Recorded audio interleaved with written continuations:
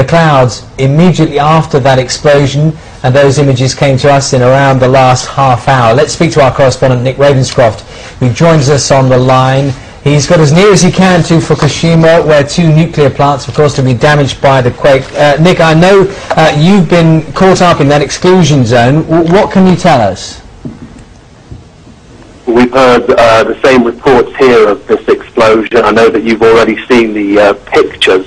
What we have here is we have been stopped 60 kilometres away, and yet we were told that if there was any kind of meltdown at this nuclear facility, that people living beyond 10 kilometres would not be affected. And yet here we are 60 kilometres away, there are police roadblocks, and we've been told it's too dangerous to go any further.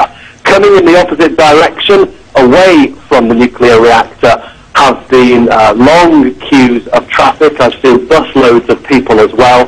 What's not clear is whether those people are from within the 10-kilometre exclusion zone, or whether it's other people who live beyond that who've decided that probably it's the best bet to try and leave the area. Yes, and Nick, in terms of, I know you've only recently arrived in the area, so it's very hard to get a handle on some of these things, but in terms of the official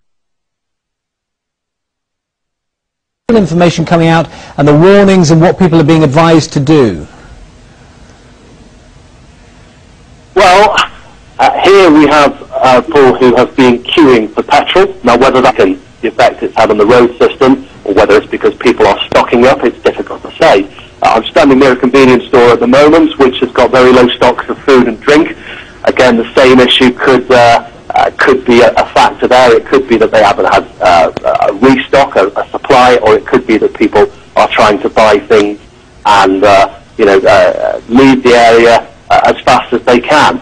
The difficulty is the language barrier. I've tried to get answers from people. I've tried to ask them what they're doing, but it's very difficult to find people who speak English. In terms of the explosion at the plants, what we don't know is whether it was the building where the walls have been seen to crumble and where we've seen the smoke housed one of the nuclear reactors, and if it did, to what extent there has been a radioactive leak. But it does clearly sound a very serious situation, and we've been getting a sense throughout today that it's been getting more and more serious, whereas perhaps last night it was felt to be something which could be contained.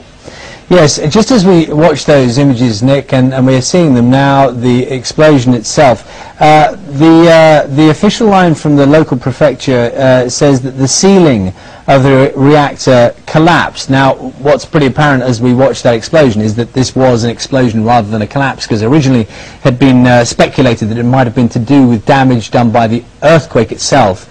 But this would appear, and our experts here in the studio say that is obviously something entirely different. And I don't know what locally what information there's been. Originally, there seems to be some confusion about exactly what was going on there. Do you think people have confidence in the information they're getting now? Sorry, that's very difficult for me to establish from here. There are so few people who speak English. I mean, in terms of what's happening to the reactor itself, they have been struggling all day to try and stabilise the situation. The failure of the cooling system meant that it was heating up and heating up, and this was because there was originally a cut to the power supply caused by the earthquake. Diesel generators at that point should have kicked in to maintain the water cooling system, but they failed as well. And earlier today, they did release some steam vapour from part of this facility to try and reduce the pressure. But if there has been an explosion, and if it is at one of the buildings which houses one of these reactors, it would seem to suggest that that has been unsuccessful, and it may well be a case that there has been a radioactive leak. I've certainly seen reports that measurements taken in the area surrounding the plants are far, far higher than they normally would be. Nick, for the moment, thank you very much.